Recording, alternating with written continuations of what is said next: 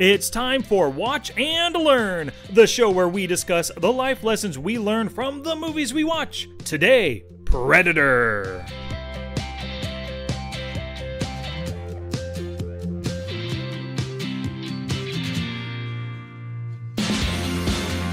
Hey, movie maniacs, my name is Sky, and I'm ready to shoot my Gatling gun all over the place because I watched, with my brother Dusty, Predator, and we are here to discuss it. What is up, Dust? Hey, what's up, dude? I am super excited. We just came off of Top Gun. Yes. Awesome 80s movie. Now we get to Predator. Predator, awesome. Did you know that Predator was actually, or possibly going to be titled, or originally going to be titled Hunter? I heard that because I watched some of that making of footage that you recommended I watch. So YouTube has that making of footage. That's great. You guys should watch that too. Mm-hmm, yeah, totally. And, you know, I'm really glad that they didn't call it Hunter because Predator is such a better name. Hunter makes you think, oh, it's some dude going out to kill deer in the woods like Dusty. Yeah, and, you know, I went to Alaska and went hunting and fishing. Hunting is fantastic. It's one of my favorite things to do. But yeah, thinking of... But you wouldn't call yourself a predator up there? No, I wouldn't. Yeah. No, it's a hunter. So Predator is a fantastic name for this movie. Without a doubt, it is perfect, man. And I'm so glad that you chose it, not only so that we can be ready for The Predator out in theaters next week, but just because it was so awesome, and I actually watched it with my boys, and they liked it just as much as I did. Oh, did they really? Mm-hmm. That is so awesome. I can't wait to have my boys watch it with me. Yeah. When would you do that? Like, your boys are right now 8 and 6, 8 and 5, 7 and 8. Geez. 7 and 8. Elias will be 9 soon, in the next month. So when do you think you would actually sit them down in front of Predator? Well, considering... 9 and 9? Well, not 9 and 9, but when the youngest is 9 maybe, or what? I don't know, because when Melissa's not home to say no, Dusty, don't show them that. So what was interesting is I've been having all my kids, especially the boys, watch all the Marvel movies from the very first one, in order that they were released, not like chronologically, but in the order they were released. And I've noticed them being a little more aggressive in general, like punching and kicking and choking and all that sort of stuff. And my wife isn't all that happy with that. I think those movies are a bad influence. I'm like, so? But, Predator, as long as you keep the Gatling guns out of their hands, it'll be fine. Because they're going to be hunting for aliens. Exactly. But eventually they're definitely going to watch this movie. Yeah, good. It's really worth it. You know, that's one of the things that I figured when I first had my first son, Mason. I figured, eventually we're going to watch everything that I loved growing up together. Not only because they were awesome movies, but because really I think you have to watch, because movies are such an important part of our overall collective, of our society, and to really understand a ton of references, you have to go back and watch all these old movies. If you're a kid born right now and you live the next 40 years and you never watch Predator, you never watch Top Gun, you never watch Terminator, you never watch, I don't know, just so many things, you're missing out on life. And all those references that your parents are talking about, your other friends, people a little bit older than you, when they talk about old movies and old actors, you're going to be out of the loop, and you've got to watch these. Well, I completely agree, but then at the same time, I think of myself, when they talk about like Ben-Hur or Spartacus. Well, don't you feel out of the loop? I do. Yeah. But I haven't. Wouldn't you rather be in the loop? In the circle of trust? But I haven't. Here's the circle of trust, Dust. Here's you out here. Out here. What movie was that from? I can't remember. That was from Robert De Niro and what was the name called? Meet the Fockers. Well, it might have been Meet the Parents, the first one. Yes. Okay, that's what it was, Dusty. Come on, here's the Ben-Hur circle of trust. Get in it already. So have you seen all those movies? No, but exactly. I should. Do as I say, none as I do. Exactly. Yeah, that's a life lesson right there. There you go. Without a doubt, we've discussed that before. But that's why I think these movies you have to watch. From my own personal experience, anything from the 80s and beyond, but maybe that's because I grew up at that time. I bet people who grew up in the 70s, they would think, hey, you've got to start with movies in the 70s. You got to be watching whatever happened in the 70s. I can't even think of any off the top of my head. Well, when we're thinking about creating this podcast, we started thinking of, hey, we like movies, but we've learned a ton from movies growing up all through our lives. And now we're going back, watching these movies, knowing that we've learned a ton and trying to pick up either new things that we're learning now, or at the same time, what did we learn back then? But I know walking away from this movie, Predator, walking away from it, I never thought I learned something. Like, this is specifically what I learned, but I know it changed. Like, the worldview that I have in like just different dynamics, it affected me because I really loved the movie. I thought the movie was fantastic. I was like, man, I want to be in the military. I want to carry a Gatling gun and stuff like that. Oh my gosh, for sure, for sure. So this movie came out back in 1987, and let me tell you something. I don't know if you looked this up, Dust, but the top 3 grossing movies that year. Number 1, it blew my mind when I saw this. 3 Men and a Baby. What? Was number 1 top grossing domestic grossing movie of the year. That is crazy. It is crazy. Number 2, Fatal Attraction. Oh my goodness. What? How is that? Number 1, number 2. So, but number 3 was Beverly Hills Cop 2. Totally makes sense. That's a good number 3. This movie, Predator, ended up being number 12 for the year. Oh my goodness. Yeah. Wow. So it's not bad at all. I mean, you just missed the top 10. Yeah. But for numbers 1 and 2 to be 3 Men and a Baby and Fatal Attraction, Fatal Attraction is not a fun movie. Never saw it. No man wants to watch it because it's about a woman going crazy over her man and potentially killing him and killing other people, and it's just not. And then 3 Men and a Baby was funny. You had some great actors in it. Tom Selleck, Steve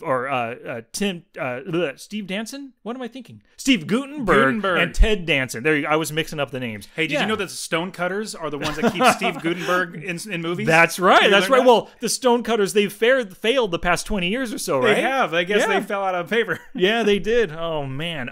If nobody gets that, that's a reference to The Simpsons, and they were singing a song about the Stonecutters when they were learning a lot about Stonecutters, and one of the lines was, "We keep Steve Guttenberg a star." Yeah. We're like, who keeps Steve Guttenberg a star? We do. And it's so awesome. Yeah, no, it's great stuff.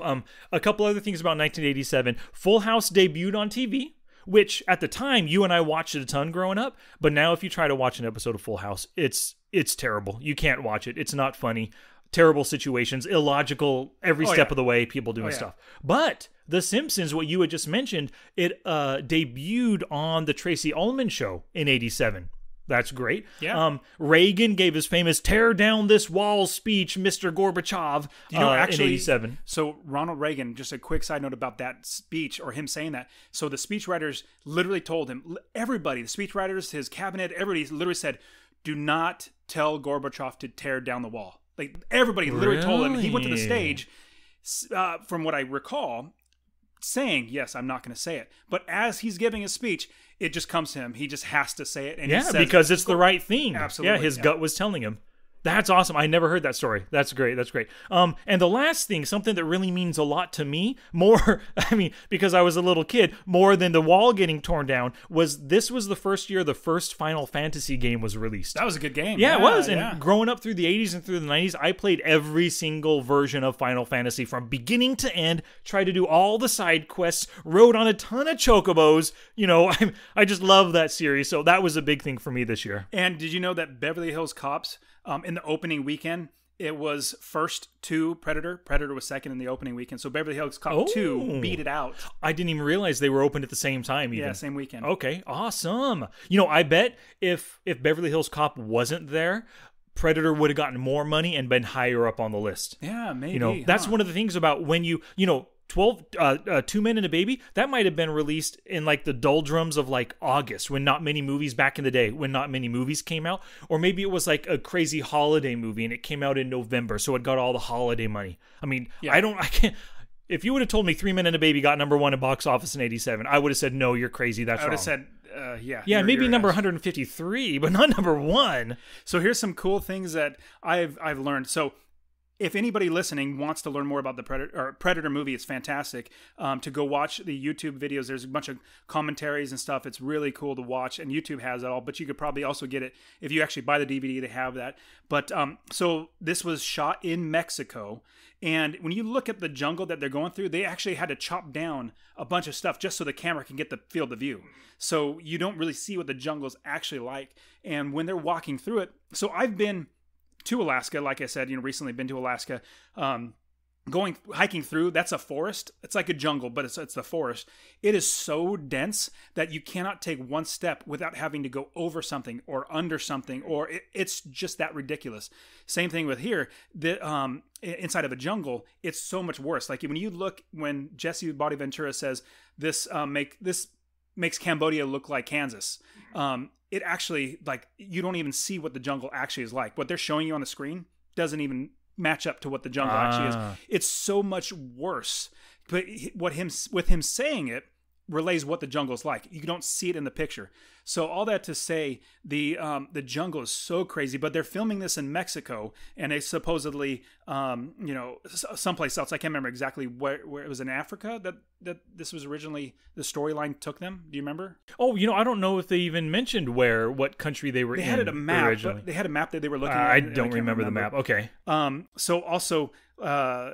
Well, it wouldn't have been Africa because she's supposed to be some kind of a Spanish speaking. So maybe it's like Colombia. It was supposed to be in. Yeah. Did you know that Gatling gun? So it's a minigun, M134 minigun, and it was shooting blanks. It was shooting blanks, but the cast and crew were required to stay 50 feet away when it was fired. I mean, you saw that big old flame that it was shooting out. That thing was brilliant. Another cool thing was that the screen has the Predator's vision, the heat-seeking vision. It's actually not actual heat-seeking vision. What they had to do was they had to do a negative of that to make it look so much more positive or more brilliant. So they had to actually change that up. So that's not necessarily heat vision. Do you know how the green blood was made? No, I don't know. It's just basically glow sticks. Just took glow sticks. That makes sense. Yeah, that makes total sense. And in the movie, before they actually shot it, it was said it was going to be orange, but I like the green. I think the green stood out. You're talking about the color of the blood? Color, yeah, okay. The color of the blood. It's supposed to be orange, but with green, it camouflages itself. You can't really see it. And it glows really well with the green, the glow sticks. Really, really cool. Also, the Predator didn't originally look like the Predator as it is now. Yeah. The Predator looked like some weird, bug. It looked terrible, what I saw online. Absolutely horrible. And the Predator that you see, that looks like a predator, like something that's going to go hunt other beings. Fantastic. So if you get a chance to see it, you're going to be like, oh, I'm so glad they did not go with that. It wouldn't have been nearly the movie. It would have been, no. As soon as you see that predator on the screen, that test footage they did, that would not have been successful. It wasn't scary looking and it wasn't real looking at all. Not at all. So the more humanoid type of predator, that's fantastic. What you need. Also, there was a break in filming for I think maybe a month or two. It was a break in filming, and what actually was beneficial was they were able to edit the movie together or parts of the movie, because if you look at the beginning, there wasn't a ton of action. Obviously, you did have the action of the fight scene or the gunshot scene where they go into the compound and raid that, but all that to say, they were able to edit a lot of the movie and went back to the production company and say, here's what we have. And they're like, this is great. Let's give you more money. Make it bigger. Make it better. Yeah. So they were able to make it. So they increased their budget during that break. Oh, that's such an awesome story, man. Yeah. Also, this was directed by James Cameron. Mm. Wait, James Cameron? No, James Cameron didn't direct it. James Cameron, I think, was somehow involved and gave them ideas on things. That's what it was. But it was John McTiernan that directed it. You're absolutely right. So completely had it backwards. So John McTiernan was the one that directed it. And so James Cameron had the idea. And I remember what they were saying. So they're trying to design the alien because they knew the original one sucked. And so I think they were on a plane flight together, James Cameron and one of the, either the director or somebody else. But James Cameron said, hey, I think it'd be awesome if it had mandibles. Yeah. The mouth thing. Yeah. And hey, let's do it. Mm-hmm. And so awesome. Mm-hmm. The thing I like about that, I don't know if they had it ahead of time, but you know how the predator, when it's nearby, makes that click, click, click, click, click sound? You can imagine that's its mandibles clicking. I wonder if they came up with that clicking sound because it's so iconic, and it's kind of like the when Jason's coming around the corner or something, that mandibles clicking was so awesome, and maybe James Cameron's idea of the mandibles led to that sound, which made it so much more intense within the movie. Thinking of the sound, that clicking sound, but also that there's almost like a purr sound that it makes. When you look at the newer movies that recently came out, they didn't actually have a recording of that. So they couldn't use the same that was back in when Predator was made. They had to recreate the whole sound. And so they actually had to find somebody that made the sound with their mouth. So they lost the sound footage somewhere. Yeah. Or sound recording. Either that or they never recorded it or something. But yeah, Sorry, they probably did record it and put it in, but yeah, it was just gone and they had to recreate it. So that was pretty neat. Oh, interesting, yeah. Also, Kevin Peter Hall is like over 7 feet, and he was the one that played Predator. Yeah. And you could tell this guy, even over 7 feet, he's very nimble for being over 7 feet. Totally. Very active. I mean, he did a great job. And you wonder how heavy the Predator outfit was for him. He must have also been a pretty strong and nimble. 200 pounds, the Predator No suit. way. He was running through the forest, jumping around, going from rock to rock, tree to tree. 200 pounds on him. Absolutely, yes. Oh, my God. Absolutely. He must have sweated out 30 pounds of water every day. Easily, because you're in the jungle, and it's hot and humid. You're just drenched in sweat. Absolutely. He is the star's not the right word, but he is the pillar upon which the entire movie is set, because without that character and without that actor putting in and enduring, is that the word, I guess? Going through that, you wouldn't have had as good of a movie. Yeah. Definitely not. Another cool thing was when they were thinking of the storyline, they said, let's do a group of hunters coming to Earth and hunt. They said, for some reason, they said, let's just do one. Mm-hmm. And obviously, we know in the future movies that they do stuff with multiple, which is pretty neat. But it was also cool that the original lead was supposed to be a Native American soldier to be the lead. And, but he turned into Billy, and then they brought Arnold Schwarzenegger on to be the lead character. Anyway, so there's tons of great facts. As I was reading through all these, little tidbits about it, I absolutely was like eating it up, because like, man, this is such a great movie. One of the biggest things was I wanted to find out who played the Predator. Yeah. And seeing how his how they put everything on, and it's just fantastic. It was 100%. The only thing I didn't like about the Predator design is the scene. Okay, so he's got these hands with these gigantic fingers and with these long fingernails. And sure, maybe a Predator would have long fingernails, but these guys got advanced technology. They're flying through the cosmos. I don't really think you can create super advanced technology and work controls with big long fingernails. And then when he had to pick up the scorpion, it just looks a bit fake. Like anytime you see extra big feet on somebody, extra big shoes, you can tell it's a small foot inside of that bigger looking foot. Same thing with his hands. Small hand, not small, but a regular sized hand inside of the bigger hand. That's the only part I didn't look like. Everything else was perfect. You think of Sideshow Bob with his big feet? Exactly. Yes. Yeah. Yeah, absolutely. And I thought the exact same thing. When you see his hand pick up the tarantula, it's like, that just doesn't. Or when his hand is working that med kit and picking up things, you could tell it's his fingers halfway, like the tips of his fingers halfway up through the Predator's fingers. Yes. That's actually grabbing on things. Yep. That's what I don't like. It takes you out of it just a little bit. And with those nails, so there's a reason why you have dogs. So hunting dogs, there's a reason why most dogs have their dew claws. The dew claws is, they have their paw with the claws on their fingers, but there's a dew claw that's just maybe an inch or two above their wrist or where their paw starts. That dew claw is usually cut off, and the reason why is because when they were used as either shepherd dogs or hunting dogs or whatever, they don't want to have something to get caught and have to take care of an injured animal. Same thing, right? Rottweilers have their tail, or Rottweilers and Doberman Pinschers have their tails cut, is they don't want to have another thing that they have to worry about. Yeah. If they get attacked. And so all that to say, you would think a predator that's advanced like this, they were hunting things, they'd say, hey, these nails are not necessary. Let's just chop them off. But, yeah. So that's the only thing I didn't like about him. Those mandibles are awesome. Having the kind of flat-shaped head with the dreadlocks coming, it's just so cool looking, man. And all the stuff that's on the Predator suit that is like ancillary stuff, like skulls and weaving things and all that sort of stuff, they said they had to do that because they had to hide how they put it together, because it's like such a heavy, big thing. Those covered the seams. Yeah, all that stuff. Oh, that's so smart, though. That does make a lot of sense.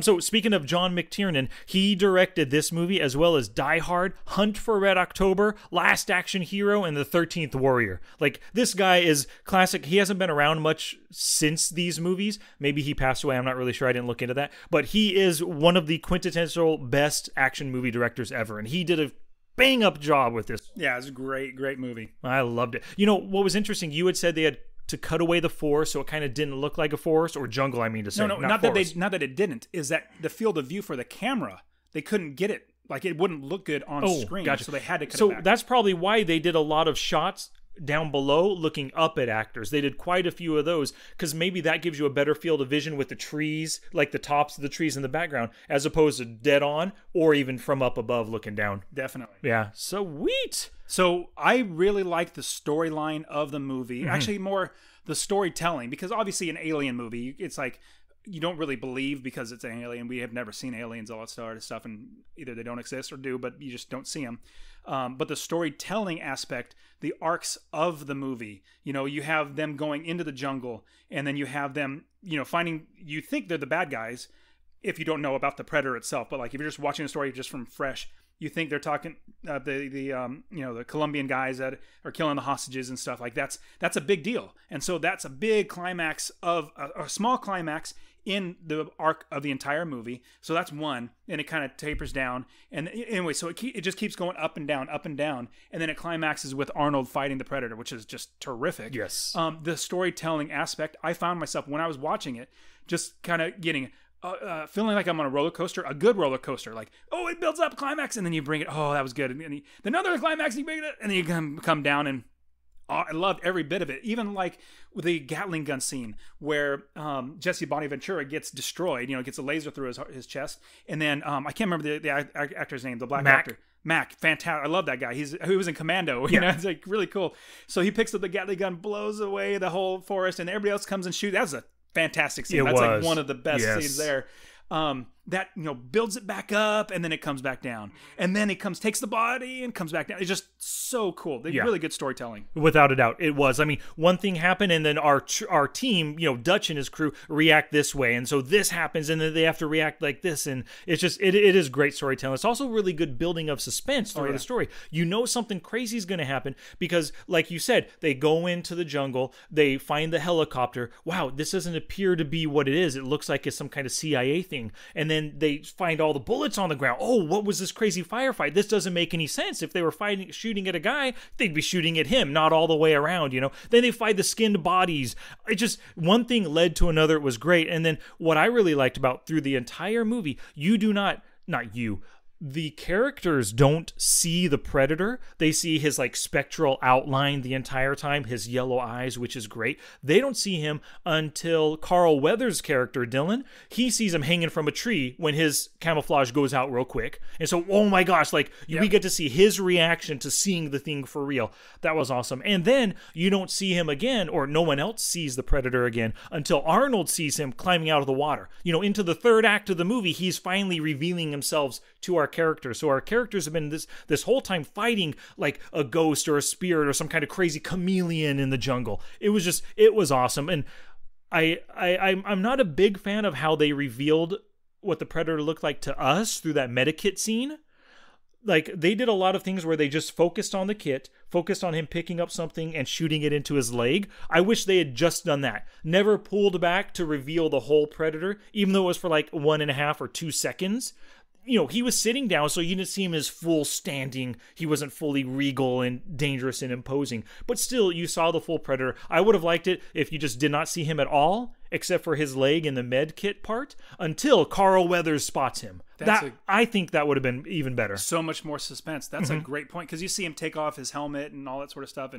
But you don't see his face. Yeah, you're right. You see him take it off, but you don't see his face, which is great. That was an awesome reveal at the end. Yeah. They did that reveal better than the prior 2 Star Wars movies. We talked about it when, Kylo Ren takes off his mask. Who's this dude? Never seen him before. Yeah. I don't care what he looks like. And that chick that was supposed to be a bounty hunter or whatever, taking off her mask. What? I don't care what she looks like. But the Predator, you care what he looks like under his mask. Absolutely. Good point. Yeah. Yeah. I like that idea because it continues to build suspense. And I talked about this in the Meg, how Jaws, they actually just showed the fin for like 9/10 of the movie. That's what made me notice this in this movie. The suspense build up. And so if they just showed his leg and you hear the sound, instead of seeing him scream, you hear the sound, that would be totally different. Like, you would be, what is this thing? Like, what does it actually look like? And oh, that's right. Because at one point he roars, when he, you're right. Yeah. Oh, if you just see the character's reaction to hearing that crazy, what kind of animal did that? Yeah, you're right. That would have been a little bit more suspenseful.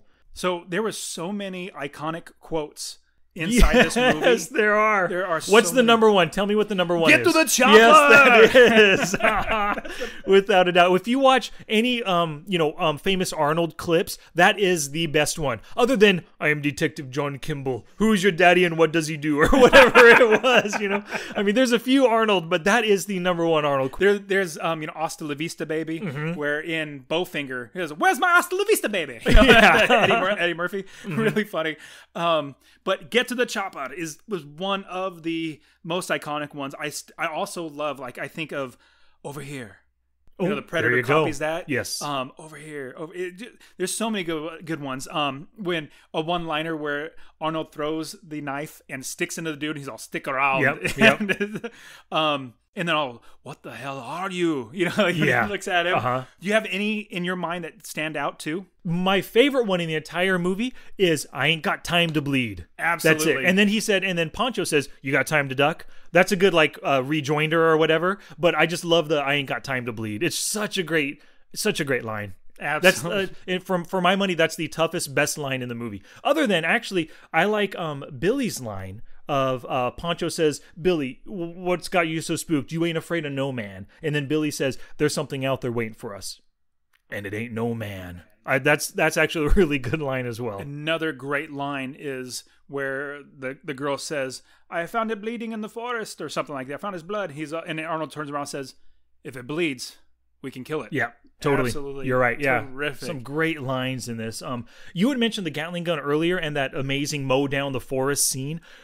Just the Gatling gun itself is just such an incredible presence on the screen. As soon as he turns it and starts shooting, that's all you hear is the whir of the barrel, as well as the bullets going, of course, right? But it's just such an awesome sound that you hear. And then the visual mowing down the trees, thousands of bullets, going off everywhere. When he kills those two guys down that hallway kind of thing, they get, they probably have 50 squibs on each of them, bam, bam, bam, go off. And I love that Gatling gun, man. Absolutely. So terrific. One thing that was just rather dumb on two different occasions, somebody inside the guerrilla camp, I know what you're going to walks say, up to Arnold with the gun. Uh-huh. And one, he gets stabbed, like a knife gets thrown in through his chest. The girl walks up with the pistol up to his head, and try to sneak up. Bullets come out of the gun and go pretty far. Mm-hmm. Just shoot. Mm-hmm. Yeah, and these guys just came into your camp. They're shooting all of you. Why sneak up? Why try to capture one? Just shoot them and. Oh, goodness gracious. Yes, I agree. That's a common movie trope. And speaking of that one, there are a few other different, different movie tropes in this one. In the very beginning, we get 3 movie tropes. There's the handshake sizing up between Carl and Dutch, we're just sizing each other up. The next one is Dutch, Dylan tells him, "We need the best, Dutch. That's why you're here." We need the best, once again, Top Gun best. Kind of a thing. And then, of course, Dutch has to say, "We work alone," when Dylan says, "Well, I'm going with you." Like, those are 3 movie tropes right there. Another one, never trust the CIA guy. If somebody all of a sudden enters your life, not all of a sudden because he knew Carl Weathers from before, but if he comes back in, pulls you into a mission, he's the CIA, don't trust him. I mean, you got to follow orders, I guess, but always be on the defenses and be really, really careful. Absolutely. Another quote that comes to me, and I actually say this, if I'm going to a red light or a light, I'm driving fast, in my mind, it comes to my mind, or if I'm doing something or I do CrossFit and you have a time limit, the workout of the day, it's either timed or you have to get to do something, you have to finish.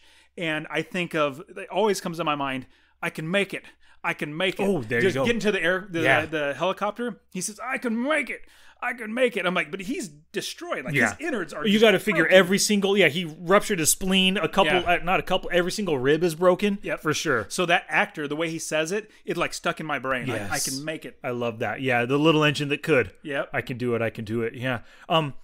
Shane Black was in this movie. He was the guy with the glasses, Hawkins, that told the jokes and stuff.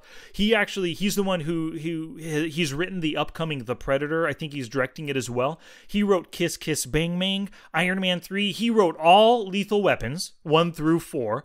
He also wrote Last Action Hero and The Last Boy Scout. Oh my goodness. Yeah, this guy he's gone on since Predator. Iron Man 3? Yes, Iron Man 3 he wrote. I think he directed it as well. But he's had a super prolific career, and I'm I'm really looking forward. I mean, all those movies I just mentioned, love them all without a doubt. And so I'm really looking forward to seeing his take, when not as an actor, but as the guy behind the scenes with the Predator. I'm super excited because the newer Predators, and we have discussed this, that you're a little more forgiving about the newer Predator movies. 1 and 2 are fantastic. Love Danny Glover, love Arnold Schwarzenegger, love the both of them. Terrific storytelling in those. But the newer ones are just, they're entertaining, but they don't match up by far. They feel like a third and a fourth. Yeah, they do. So I'm really hoping that this one is like, let's get back to what Predator really was. Let's get back to the guts of it. And I'm hoping, and with having the writer from the first one doing it and directing it. Well, he didn't write the first one. He just starred in it. He was one of the actors in it. Are you well, yes. Shane yes Black, and no. yeah. But he also was part of the movie. They offered and said, "Hey, do you want a part of the movie?" He's all, "Okay." So they paid him as an actor, not as a writer, but he took part in the writing as well. Oh, not just so maybe he was an additional. Okay, he gotcha. was a producer and I think a writer. He was a big part of everything in the movie. But they just said, "Hey, you want to be a part of it?" He's all, "Okay," and then got in there. Perfect, man. Yeah, and so you're right about that. The guy who's had so much experience, started with this 30 years ago, coming back again. Yeah, he's gonna make it awesome. I'm so looking forward to it. So I really love like I said, the arcs and ebb and flow of the movie. There's huge climaxes that are small, like they feel like climaxes. Like each part of it is like a big movie, big climax. But the biggest climax is the revealing of the Predator's face and revealing everything, and Arnold Schwarzenegger fighting against him. That alone, like that last it was like maybe 15 minutes. That felt like a whole new movie. It did. It was, and at night scene, and doing it at night was even better, because I was thinking, why would you wait till at night? It's like, maybe there's a difference, or maybe there's a reason, but he's like, I got to get to the chopper, something like that. But doing it all at night felt like a whole new movie. It did, without it. And I think, like, logically, probably Arnold Schwarzenegger would want to do it in the day, just because maybe that crazy camouflage would be easier to see during the day. But I think for cinematic purposes, nighttime is better. I agree with you there. Yeah, terrific. One thing that we had talked about, Top Gun, of course, as I watched it, reminded me of Hot Shots the whole time, thinking about it. One thing from this movie did remind me of Hot Shots, in Hot Shots Part 2, because Hot Shots Part 2, she said, we need you to go in to get them in, to get them in, to get them in. And that's what they are. They're the team to go in to get the man who went in to get them in. One level less, but still, same thing. It reminded me again of Hot Shots. That's a good point. Mm-hmm. And the Predator theme music is so iconic. It's another Alan Silvestri classic, and I love the music in this movie, 100%. The whole bongo drums, or the jungle drums, the percussions and stuff. It really helps to build suspense and to really get you, involve you into the scene. Suck you right in. Absolutely, yeah. So everything about this movie, there were a couple little. Obviously, walking up with a gun to somebody twice and not killing them. Things like that kind of come up in my head. But you have so many really good actors in it. The guy that played the Predator, was it Michael Jason Hall or something like that? Uh-huh. Really, really great. The storyline was great. I want to jump into the lessons that we learned now. Okay, sure. So, what is your first lesson that you learned? Yeah, the first lesson I learned, it's chew makes you a sexual tyrannosaurus. That's it. I've got to pick it up. Denise would be so happy if I started chewing, let me tell you. That's lesson number 1. Oh, Jesse Body Ventura is so good in that movie. Mm-hmm. And that was his first movie he's ever done. Oh, was it? Yeah, it was his first movie.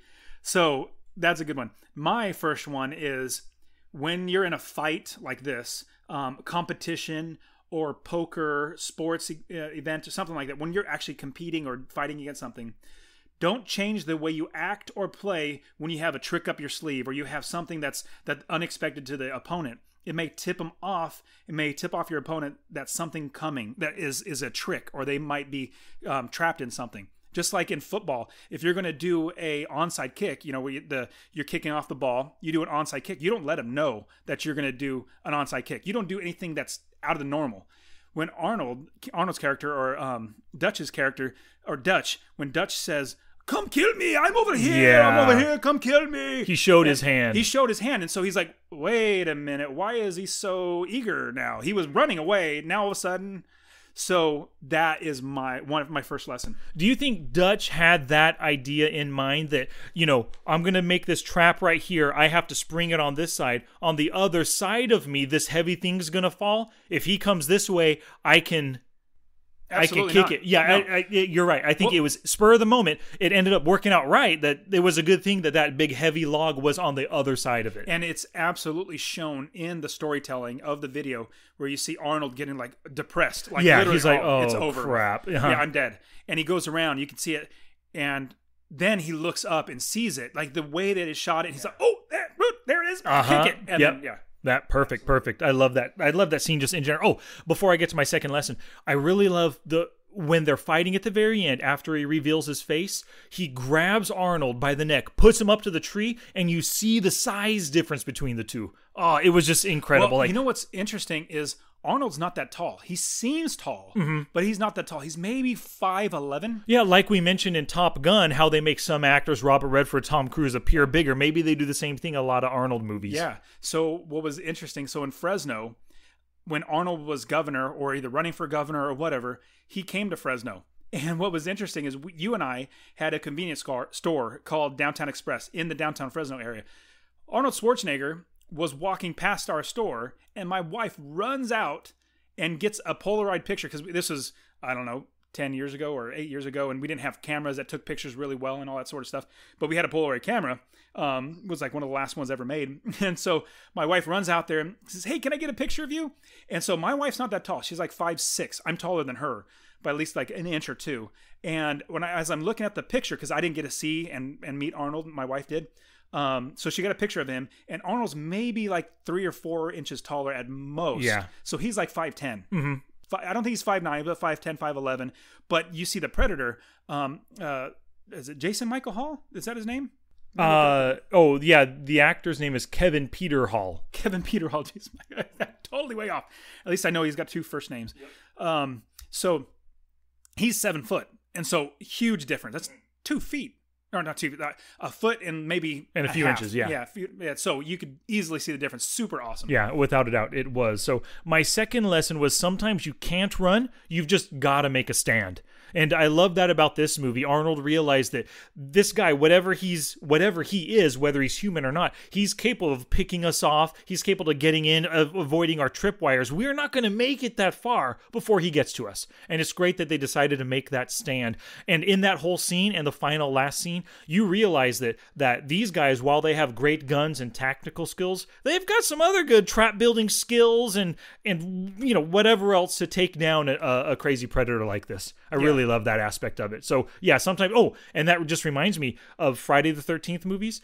If there's ever somebody chasing you with a machete or something, yeah, run if you can, but you're probably better off just standing your ground, grabbing a weapon, and trying to take that guy out. If he's not coming at you with a gun, So I'm going to give something away. So I always conceal carry.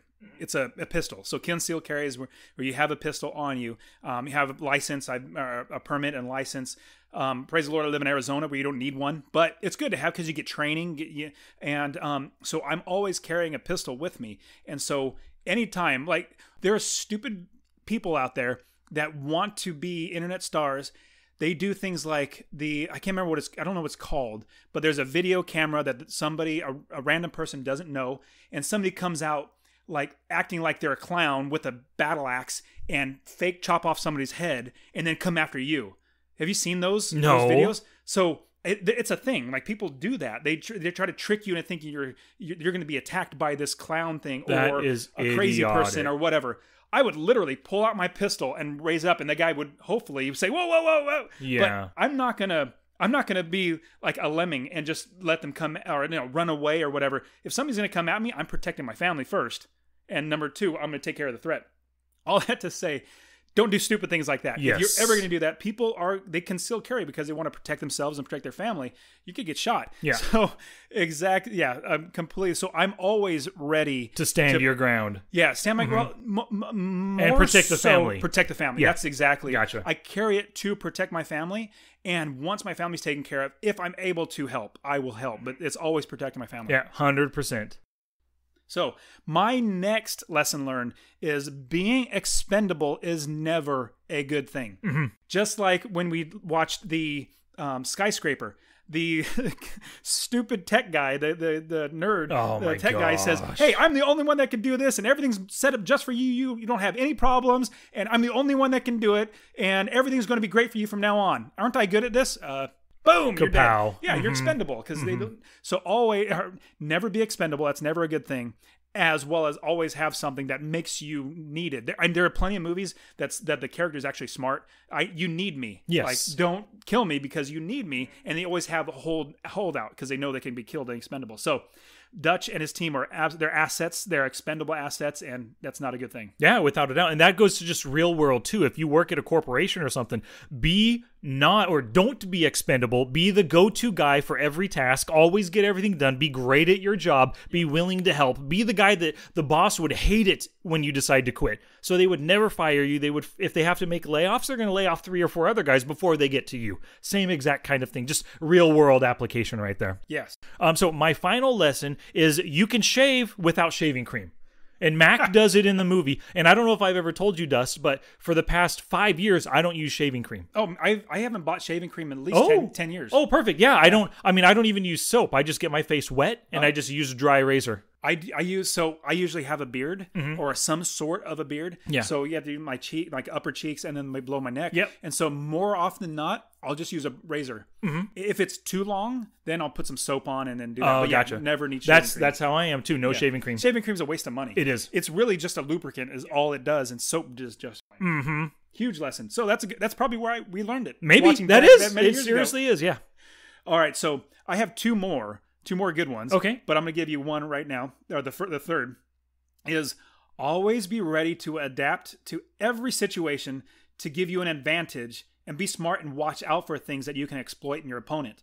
Where Arnold or Dutch realizes that he couldn't see him because he was camouflaged. Like, he's not seeing like I am. Where he's camouflaged all the time, I can't see him. I got to get somewhat an advantage where he doesn't know that I know this. Let me exploit it by covering myself up. And so he did a good job. If he would have hit him with that rocket or that spear that he threw, if he would have literally hit him that very first weapon, if he would have hit him, it would have been over. That would have been over. So yes, be ready to and watch for things that you can exploit in your opponents. Just like when you play poker and you teach poker, how to play poker and how to study poker. If you see a tell or you see something in your opponent, don't give it away. Nope. Don't say, "Hey, I know what you do," and don't do that. But you watch out for it and then you exploit it. Yeah, and Mikey did that terribly in Rounders. He let the John Malkovich's character with the Russian. What was his name? He had a special name. He had a nickname, right? But whatever it was, he let him know what the tell was, and then he threw the cookies across the room. Come on, Mikey. What are you doing right there? Well, but the character does say, I could have let him do it all night, but he didn't have the time. He wanted to get it done with. Which is rather stupid, in my opinion. It is rather. I mean, it's unless he really thinks this is going to get under his skin, maybe then he'll start tilting and making more mistakes. Maybe that was his goal. And it probably is, because that's how he got so pissed off. Yes. And he was so upset. Yeah. But anyways, Rounders is another good movie. Yeah. So what was your last? My last one, so being a hunter, so I am a hunter, not a predator, but I am a hunter. Never take your eyes off your target. What can you think of a scene in Predator that helps me to learn that lesson? Well, yeah, when Mac and Dylan one was trying to go around, they were trying to flank him to push him into the other. They didn't take their eyes off of him. I mean, I would have at the count of 3, me and you, Mac, we're going to take aim and we're just going to let loose right now from here, see if we can wound it. Yeah. Maybe there'll be a little bit of blood trail or something that we can follow. You know what I mean? Like there's a better way to handle the situation than they did. Yeah, absolutely. Because even if you get 2 rounds in it, like 3, 2, 1, launch, and then you can see where he goes. Because once you see the outline, you can kind of follow it. Eventually, you'll lose it. Yeah. But you might get a couple bullets in it. you need to do that. Try to sneak around. He's not going to stay there. Yeah. He's a hunter, or sorry, he's a predator. He knows if you're not shooting, you're reloading. If you're not reloading, you're moving. Yes. If you're not moving, you're dead. He knows that, and so he moves. So never take your eye off your target. Especially like when I go hunting for deer. If I see a deer, I do my best, even if I got to get closer because either too far or whatever. I do my best to always watch them because they don't know that you're watching them, or hopefully they don't know that you're watching them, and they don't sit still. So they start moving. They're constantly moving, constantly grazing. Grazing. I mean, all animals are constantly moving, other than like a pig, but they're constantly moving. So you always got to watch them. They don't know. They're not trying to get away from you. It just you take off your eyes for like 30 seconds. They've moved, and a tree hit them or something. Where'd they go? Yeah. So never take your eye off the target. Absolutely. And is that probably your Monday morning quarterback? That is close. Okay.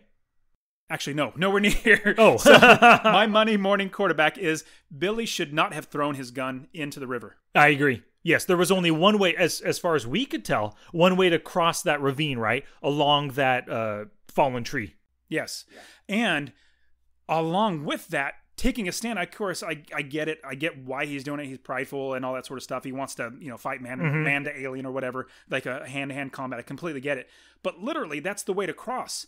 And if you have somebody on the other side with the rifle, you see the predator drop down, and because you want to get him to cross over there and make, if Arnold was standing there with a rifle on the backside hiding, and then you got Billy right there, shoot him, because you see him drop trying to address Billy. Yeah. Then shoot him and get a couple bullets in him. That's totally how I would have played it out. At the time, they didn't know about the predator's vision, and maybe if Dutch was hiding, he would have still seen the heat and figured something was up.